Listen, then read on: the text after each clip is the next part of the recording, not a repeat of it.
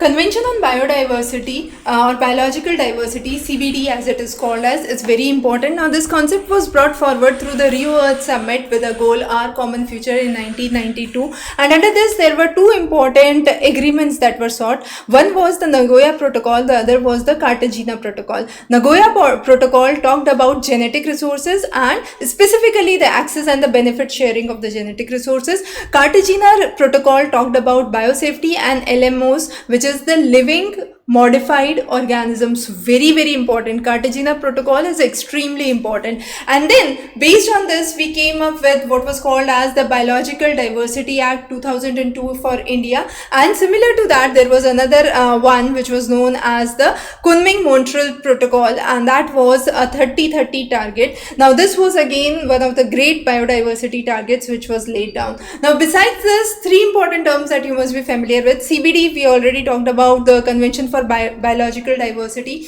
and that includes the overall biological diversity. Besides that, there is CMS, the Convention for Migratory Species, which is specifically targeting to migratory species, and CITES, which is the convention specifically for trade of endangered species and trade regulations. So primarily covering the endangered species. So those are some of the important topics you must be very focused on, and of course we'll be covering a lot of topics on expected questions. Stay tuned.